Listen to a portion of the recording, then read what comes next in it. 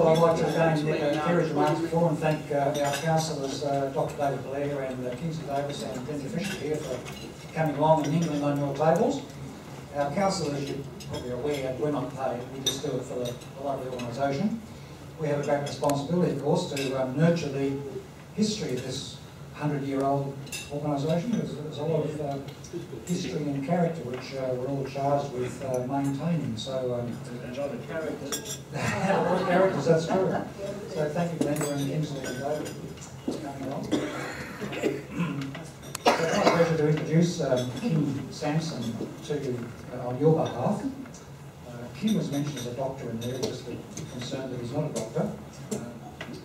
But I'm sure he should be. I was saying to Kerry before, you have some connections at university, we could organise a professor or a doctor or something like that, I'm sure. Kim is the CEO of the Influenza Specialist Group and Executive Director of the Asia Pacific Alliance for the Control of Influenza. He was born in Adelaide, spent the past 30 years in Melbourne, so I guess we'll consider him one of us now. He started his health administration career as the finance and laboratory manager for the Baker Institute. And his subsequent roles have included the National Administration Manager of the Australian Brain Foundation. I guess we could all use some help there. Business manager at Southern Health. Member of the board of Monash Institute for Neurological Diseases. And general manager of Neurosciences Victoria. So I guess we'd say he's certainly into the medical specialist area there as administrator. Kim has worked as a consultant on a number of private firms in a variety of industries, including financial services and manufacturing. He's also taught financial management to the Royal College of Surgeons. He's a member of the Australian Voting Rights Association. Sounds like extracurricular activities tucked in there, which most of us tend to get involved in. And he's manages the Akimbo music in his spare time, and is the honorary treasurer of the Australian Vietnam Friendship Society. So amongst all those activities, he's kindly found time to come and talk to us, and we're very grateful to listen to something on influenza, which is that time of the year where we all start thinking about injections and the coming influenza season. So I'm sure we'll all learn something very important. So please welcome Kim to the rostrum.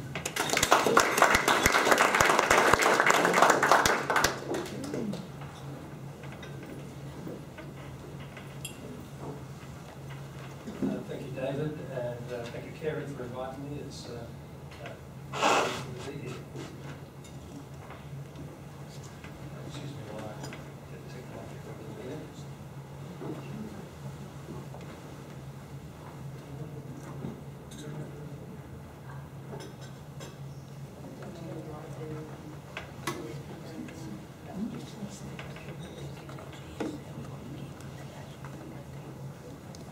Okay, so the topic is influenza, and it's a timely topic, I think you'll agree. And what I hope to be able to go through today is to talk about the Influenza Specialist Group, who is my employer here in Melbourne. I want to talk about what, in fact, is influenza, and how influenza is the transmission of influenza between us and others. But during the talk, we're going to take a few detours, so you'll have to bear with me as I go off on a tangent from time to time. But hope to come back to prevention and treatment and talk about some of the common myths associated with influenza. And hopefully, you'll know a bit more about it by the end of this. The etymology of influenza is interesting, and it comes from an Italian word meaning influence. And I guess that's not surprising, really. Influenza does have an Italian sort of ring to it, but refers to a cause of the disease. It was later modified to influenza delfedo, meaning influence of the cold. And that term in itself is interesting because, of course, the influenza and the cold are very, very different items. Influenza was first used in the English language to refer to the disease as we currently know it in 1703 by J. Hugger of the University of Edinburgh. There are some archaic terms, influenza, including grip, sweating sickness, and Spanish fever. And the last one there was largely as a result of the 1918 flu pandemic. And when I was talking to somebody out in the other room earlier, that the 1918 flu pandemic was an H1N1 virus, which you may recall the recent swine flu pandemic was also H1N1, and there is a link there. The Influenza Specialist Group, which is an Australian-based organisation, has members from New Zealand as well, is an expert advocacy group and is registered as a not-for-profit organisation. In fact, it's a company limited by guarantee. It's been around since about 1990, but it was formally organised about 2006, and I came along shortly after that. But it had its beginnings in 1990 due to vaccine shortages. Now, there were media reports of an expected flu epidemic around that time. And the bottom line there says, the good news is your anxiety over the flu vaccine shortage is highly truthful.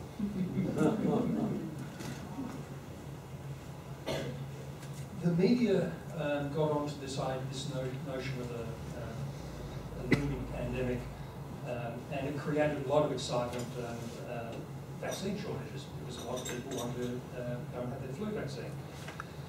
So there was concern about the allocation of vaccine to healthy adults, while there was none available for the elderly and the at-risk groups. And there was wide criticism of a number of groups, including manufacturers, doctors, pharmacists, government, etc.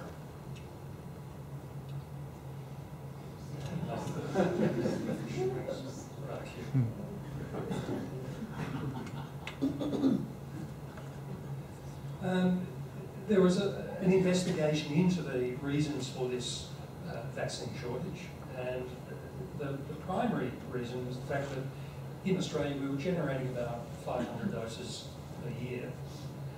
But we had a population of 1.9 million at that time that were already over the age of 65, which is one of the groups that we consider to be primarily at risk. And of course that group now is significantly larger. So there was clearly a shortage of the amount of vaccine that was being made available to the public. And of course back then it wasn't all being produced in Australia, really, that we were importing, as well as production going on out of the Commonwealth Serum Laboratories. The general public was unaware of the severity of influenza. Doctors were not recommending vaccination.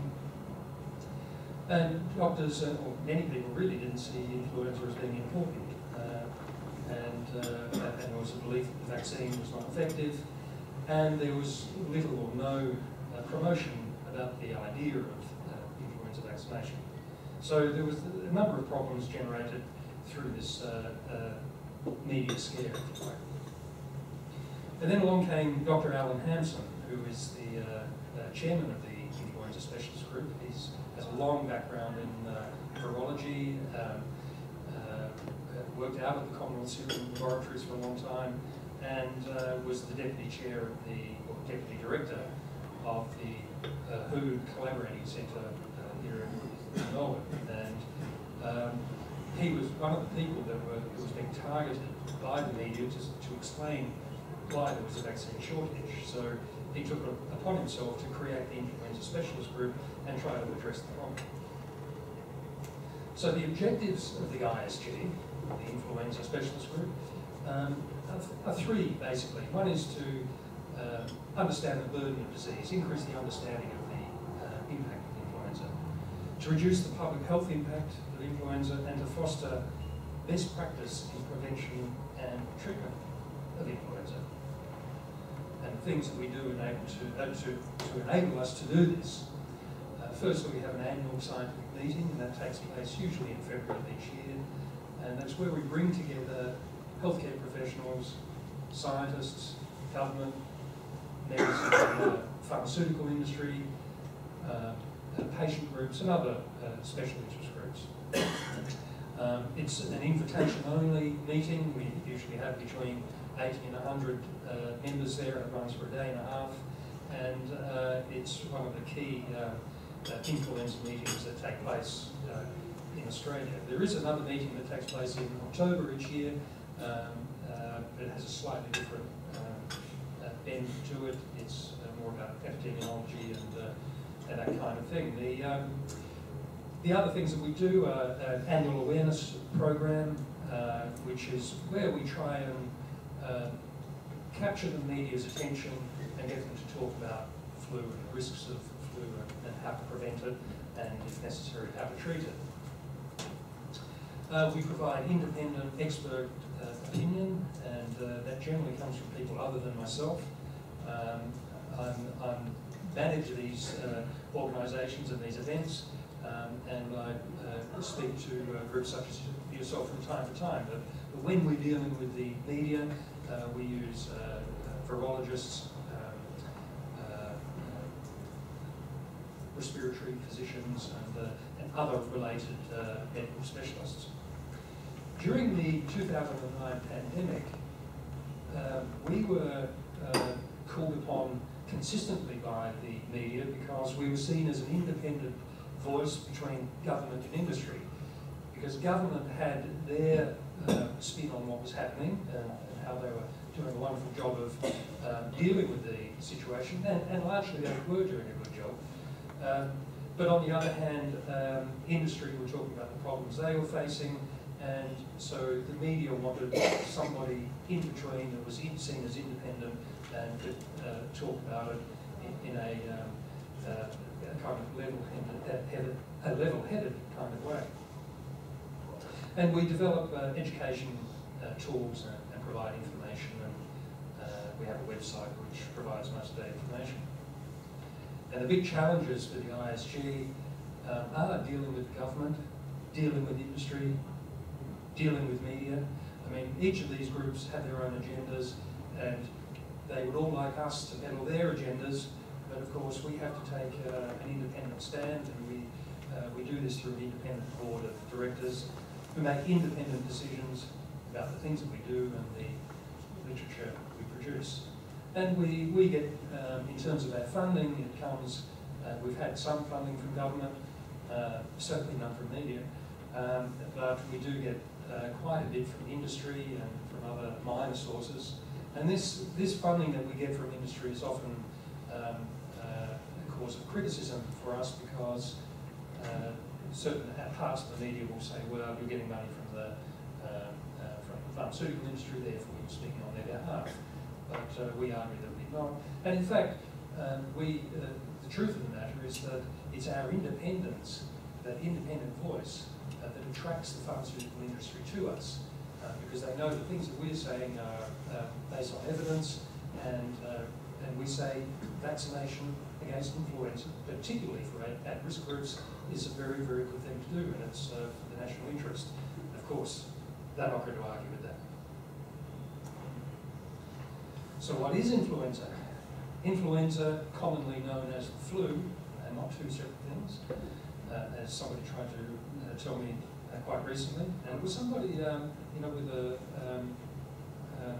university degree, was in his late 50s, had been around for a while, and did not know that there was a difference between the two.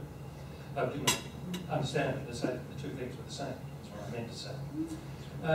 So influenza, commonly known as the flu, is an illness caused by a group of viruses known as the influenza viruses that infect the respiratory tract.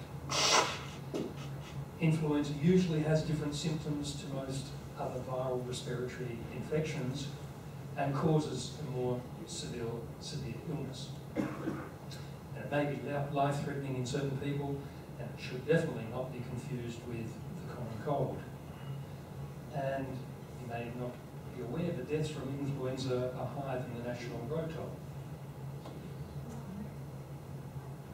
So when does influenza occur? Well, in most parts of Australia, it is it's seasonal. So we're about to venture into that for the southern states of Australia between early autumn and between late autumn and early spring is usually when it's in the community. In the northern states, it works differently because in the tropical climates, it's a totally different ballgame, and it's often prevalent throughout the year. Last year, in fact, in Queensland, they had a very, very high incidence in January of last year, and it was thought that it may have been a result of the floods that they had up there, with people remaining indoors and that kind of thing. But further up in the tropics, around the equator, of course, it's happening all year round. There are peaks, and in fact we're investigating that at the moment. But in the southern states, we're more interested in the seasonal influenza, or the seasonal nature of the virus. So, 2012 flu season, 15th of March, 2012, next week. In 2011, Department of Health and Ageing decided that an official date should be set to establish when the flu season, when the flu vaccine should be in GP practices and available to the public. So they are not saying it's going to happen on the 15th, but what they are saying is we really need to have things in place by the 15th, so that you can go to your GP with confidence on the 15th and ask for your flu shot. Now, the flu shot does take a number of weeks for it to kick in, so there is a lead-up time, and the vaccine is good for about a year, but it's recommended that you have that vaccine every year because there is an antibody decline, a limit to the duration of protection that it provides. Each year the ISG does run with a theme in terms of what it talks about in terms of its awareness campaign, and this year we're using the idea of presenteeism, and that's the notion of going to work when you've got the flu, basically. Battle on, as most Australians like to do, or like to think they should do. We conducted a survey that revealed that 90% of Australians have risked the health of their colleagues by going to work when sick because they don't want to let their colleagues down or miss work deadlines. The national survey examined attitudes towards presenteeism, and as I mentioned, the phenomenon where employees turn up to work when sick, and looked at Australia's flu etiquette. Results reveal that while Australians are becoming increasingly frustrated and annoyed when people go about their day-to-day activities while sick, they are reluctant to practice flu etiquette themselves, with 70% confessing to have participated in social activities despite having a flu symptoms. Probably all guilty of that at some point. And a picture of a few viruses, and the one on the left is the one that we're interested in, so if you spot it, you know what it looks like. So influenza, how is it different from the cold? Well, influenza commonly, fever is high, the chills, headaches, muscular aches, severe cough. Common cold, if you have a runny nose and sneezing, it's probably not the flu. And if it's fever, headache, without fever, headache, and muscular ache, then it's most certainly going to be a cold. Some of the symptoms and complications. The symptoms, as mentioned before, fever, shivering, chills, headaches, muscle aches and pains, a cough, sore throat, lack of appetite, weakness and an urge to lie down. And complications can be pneumonia, bronchitis, cardiovascular complications, sinus and ear infections, worsening and complication of pre-existing respiratory conditions and other problems such as diabetes. And how frequently are we affected? Well, influenza, infants and young children, possibly 30% are infected each year. Common cold, they usually get 6 to 10 times a year. Adults, usually an adult can expect to have the flu once every 5 or 6 years, but colds likely to get 2 or 3, and more in young parents for obvious reasons. laboratory confirmed notifications of influenza. Now, it is a notifiable disease, so so if your GP records you as having a influenza and sends the swab off, then that is the essence of the notifiability. The level of influenza in Australia varies from year to year, as seen by the number of recorded cases here. 2009 clearly a very big year because of the pandemic, but 2011 was a large year compared to the other 4 years in the past 5 years. But it is only the tip of the iceberg because while laboratory diagnosed influenza is a notifiable disease in Australia, it is generally only the more severe cases where laboratory diagnosis is performed. So when you go to your GP and he says, I really think you've got the flu, then that's likely to go through the system. But there are many cases where people say, I think I've got the flu, I'm going to go to bed. And and no one ever hears about that. It's an interesting virus, influenza, because it mutates and adapts. It's constantly renewing itself by mutating. The important parts of the virus for our immune system are the surface projections, the H and the N, the H1, the H1N1. H is for hemagglutinin and the N for neuraminidase. The neuraminidase is the part that attaches to the cells in our body and starts the replication of the flu virus. So part of the treatment is a neuraminidase inhibitor, which prevents that process. Usually you're not aware that you need that until the flu is quite advanced, and it's only effective if you start the treatment within 48 hours. So it's a difficult one to capture. When these change due to mutation, when these changes due to mutation occur, it allows the virus to escape our immunity. And again, this is one of the reasons why we need annual vaccination. This is an interesting diagram because what we have in the middle are birds. It's usually wild birds or waterfowl, and they are where the flu really starts from. And then it just gets passed on to the different animal groups, including humans. Even though we talked about swine flu, it actually came from a bird to begin with. And the other interesting part of all that is that the flu vaccine requires chicken eggs to be manufactured. So it's a bit of a chicken and the egg story there, I guess.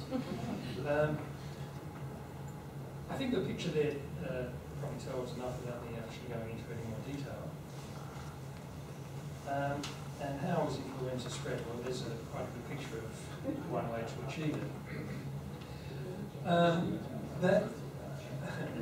There have been additional studies about how far that spray can be projected, and it can, some of the more recent studies say 5 metres. And some of it can be, you don't actually have to cough to that degree to spread it, you can do it through talking. But we talk about the different methods, different particles. There's the small airborne particles that remain in the air for some time, the droplets that travel a short distance, and the contact, the hand contact. Next time you're having a meeting in the middle of winter, make sure that somebody disinfects the desk you've been at or the meeting table, because the flu virus can actually live on a hard surface for 8 hours or more. So it pays to wipe the table down if you're responsible for cleaning up after the people. But the good news is that the fabric, the flu virus doesn't survive as long in fabric. So a tablecloth limits the life of the virus to about 1 to 2 hours. Now, I put this slide in because there's this terrific film called Contagion, and this poor Gwyneth Paltrow there, I think she's passed away at this point. But I don't know if you've seen the film, but it's quite a good Hollywood production about the notion of a flu-like virus. Without giving too much of the plot away, that it's a flu-like virus with the idea of probably a bird flu type of virus getting into the community, and it says don't talk to anyone, don't touch anyone, and it really is that notion that you can actually pass the virus on just by talking and touching. I came in by tram today, and when I spoke to Dave, he invited me to the bar and said, no, the first thing I want to do is go and wash my hands because I've been hanging onto the rail of the tram. This is an interesting graph too. There's a purple line at the top there, which is the contagious period. Now, you can see that the incubation period lasts for 1 to 2 days, but you're contagious within that first day. So you don't actually start feeling symptoms until the second day, usually. So 24 hours prior to the time that you're starting to feel unwell, you've actually been shedding the virus. And that shedding of the virus can go on for several days. And depending on your state of health, I mean, in severely immune-compromised patients, that shedding can go on for as long as 18 months. Now, they are rare situations, but it was reported at a recent meeting I was at that was the case. So vaccination, influenza vaccines offer a high degree of protection against seasonal illness and severe consequences of influenza. I'm just looking at the time. How? 2 minutes. Okay. Okay. So I'm just going to talk quickly about why vaccination is important. Well, first we can obtain a consensus if you want him to complete without everybody happy with that. Okay. Thank you. Why is vaccination important? It reduces the risk of contracting the disease. That's number one, and a big one. It helps the reduction of exacerbation of any underlying medical conditions. It reduces hospitalisations and deaths from influenza-related illness, and reduces transmission of the disease to others during outbreaks.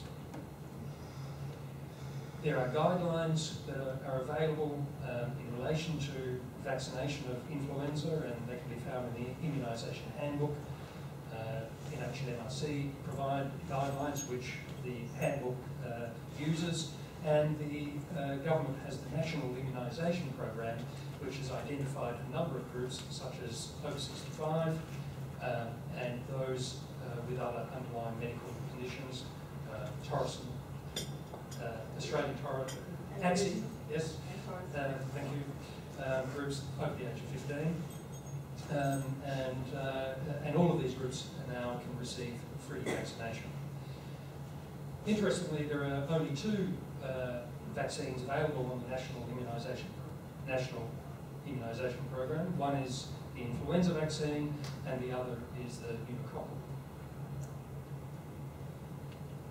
And who should be vaccinated? Anyone wishing to reduce their risk of becoming ill with influenza. And people at increased risk are, as I mentioned before, the older adults, Indigenous Australians, those with underlying medical conditions, pregnant women,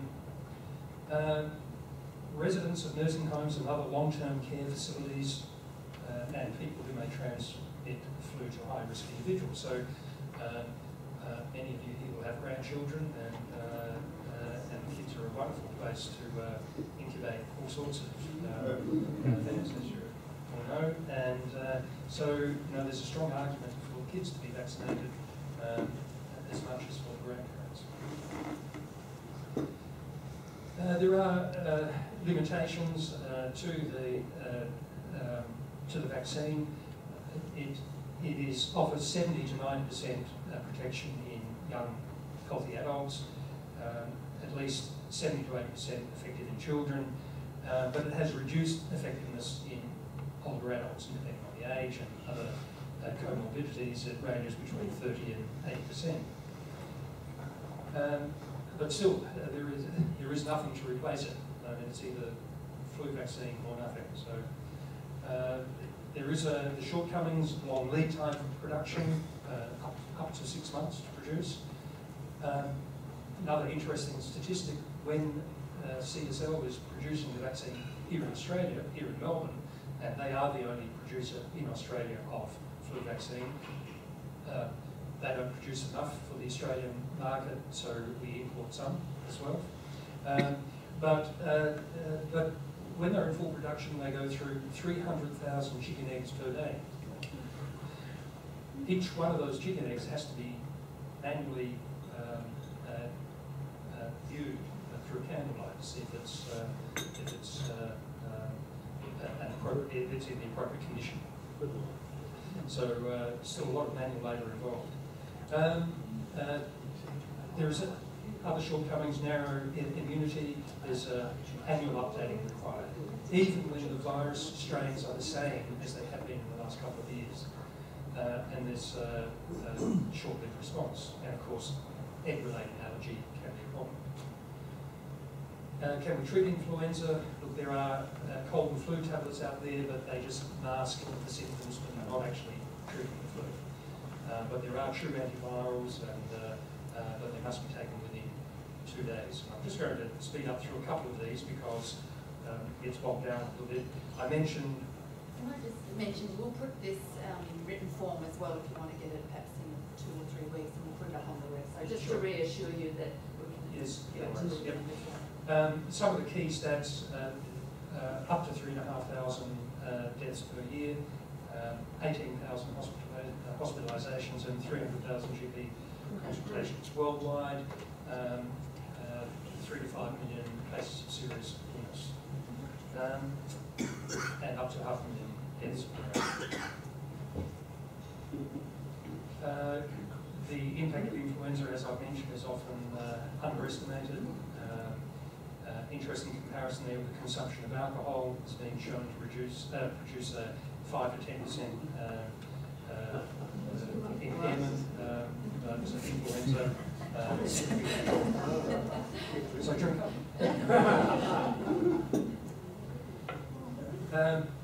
During the 2009 pandemic, the number of ICU admissions per age were not what everyone was expecting. The majority of people were between the age of 25 to 49, and still a large group up to the age of 64. So the over 65s were a relatively small group, as were the younger.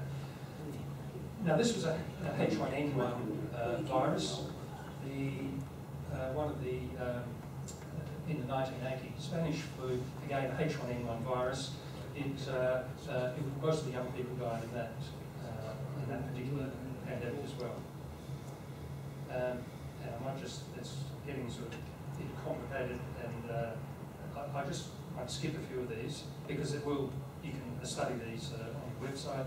But it just does show that you know, the higher risk groups are either the very young or you know, over 45 really starts cranking up again. Hand washing, very important. That's quite nice.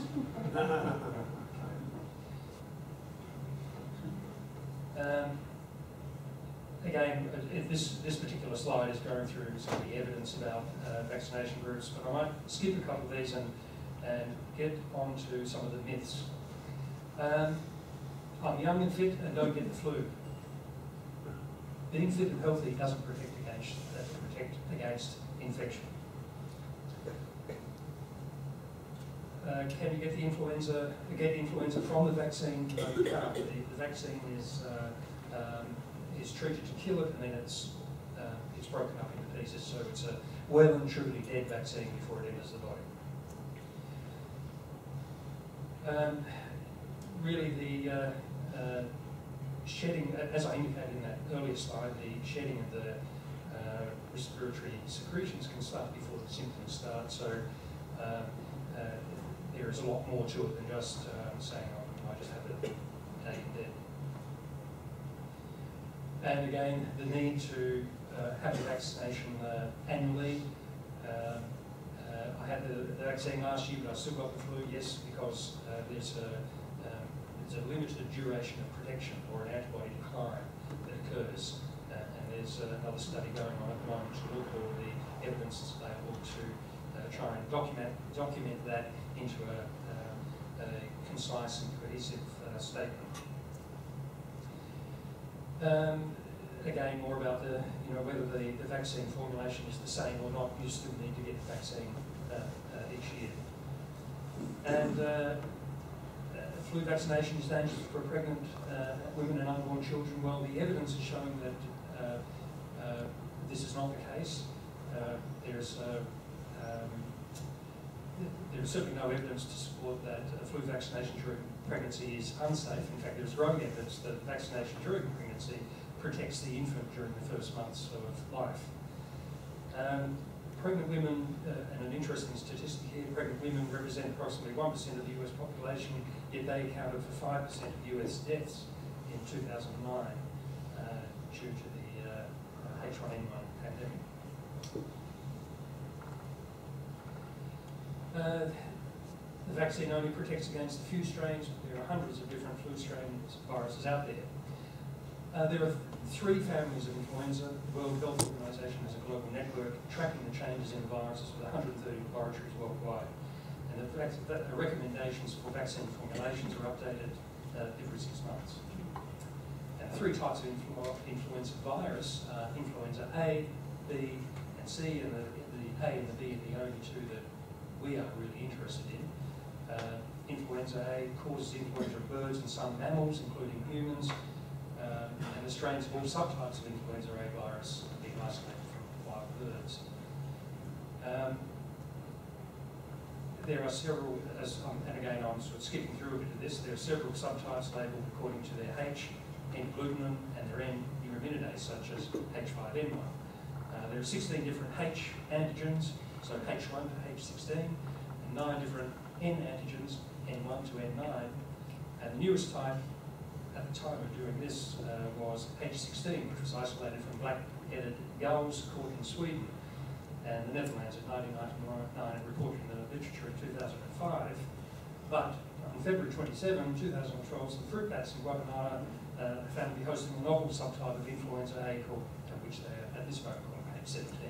So, latest news. Naming the virus strain, if you do look at the description of the makeup of the influenza vaccine, you will see that there are 3 components, and it's made up of these 5 parts.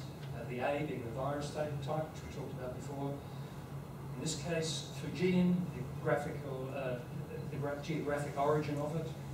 You'll see California, you'll see Brisbane, you'll see Melbourne. There's a strain number, year of isolation, and then the virus type, in this case H3N2. And it's the N1s and N2s that we're really concerned about that affect humans. The N above that generally they're affecting animals. Influenza B again causes the same spectrum of disease as influenza A, but generally don't cause pandemics. But they are a cause of significant morbidity. In the US in 2008, approximately 1/3 of all lab-confirmed cases of influenza were caused by I should say, influenza B. And consequently, the seasonal trivalent influenza vaccine contains an influenza B virus component. And now in the United States, they've just developed a quadrivalent vaccine which has 2 B components. And here is, as I mentioned, in the 2012 Australian winter coming up, the vaccine, when you front up to your GP next week, you will see, you will be given a vaccine with these 3 components, the A California, the A Perth, and the B Brisbane. The A California 2009 is the old H1N1 pandemic virus or strain. Influenza has a different structure, and nearly all adults have been infected with the influenza C virus, which causes mild upper respiratory tract illness, but there is no vaccine against influenza C virus. And I think this might be my last slide, and there is no need to be nervous, apparently. But if you'd like to know more about the Influenza Specialist Group, there is a website and quite a bit of information there. And that is the end of it.